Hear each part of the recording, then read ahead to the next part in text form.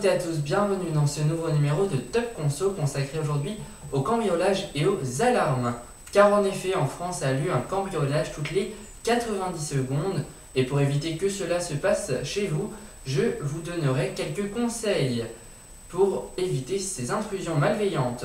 Mais avant, voyons comment bien choisir une alarme dans l'enquête de la semaine signée Léandre Patron.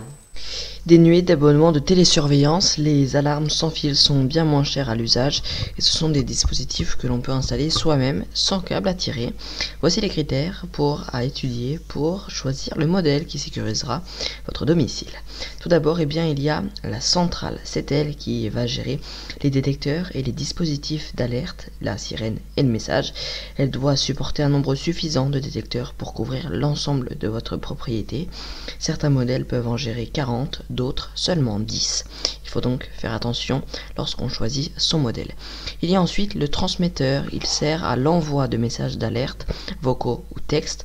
Le transmetteur, le plus souvent intégré à la centrale, utilise soit le réseau Internet IP, soit le réseau de téléphonie mobile, c'est-à-dire GSM. Les modèles IP doivent être connectés à la box d'un fournisseur d'accès Internet. A noter que si vous ne recevrez aucun message en cas de dysfonctionnement de la connexion Internet. Par contre, ils sont plus autonomes, les modèles GSM, et ils utilisent une carte SIM, donc un forfait mobile à souscrire à partir de 2 € par mois. Certains modèles couplent les deux technologies pour plus de sécurité. Vient ensuite les détecteurs. Il existe deux types de détecteurs. Les premiers sont les détecteurs de mouvement, aussi appelés volumétriques, pour déceler tout déplacement dans une pièce ou un couloir. Ils utilisent l'infrarouge. Certains sont compatibles animaux, c'est-à-dire que les déambulations de votre chat ou de votre chien jusqu'à une certaine taille ne déclencheront pas l'alarme. Il y a ensuite une seconde famille de détecteurs, celle dite d'ouverture ou de périmétrique, équipée de capteurs magnétiques à poser sur les portes et les fenêtres. Parfois des modèles sont capables de détecter les vibrations afin de déclencher l'alarme avant l'ouverture. Vient ensuite la sirène. La sirène d'intérieur a pour objectif d'alerter d'éventuels occupants, mais surtout de déstabiliser les cambrioleurs. Plus elle est puissante, 110 décibels est parfait, mieux c'est, elle peut être indépendante ou intégrée à la centrale.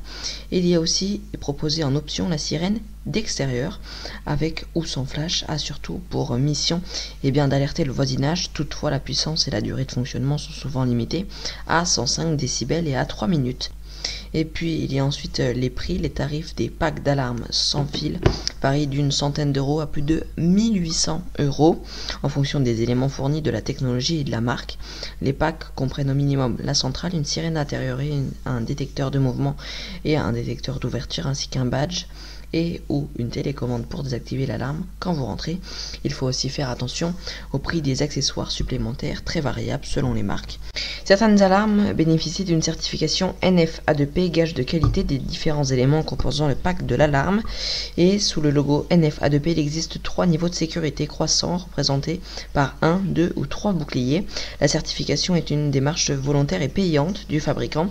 Cela signifie à l'inverse qu'il peut aussi exister des modèles de qualité qui ne sont pas certifiés.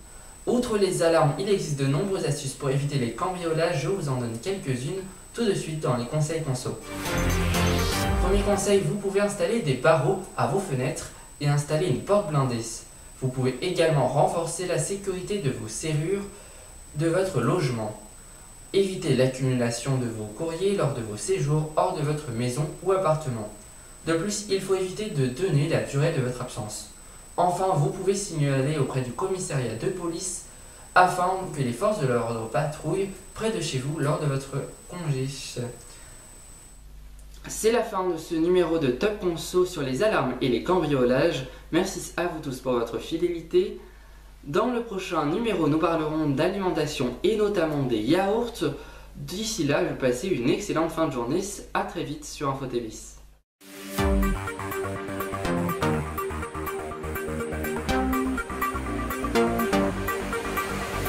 Je vous donne rendez-vous tous les vendredis à 17h45 pour votre flash d'information sur France News Radio. À vendredi.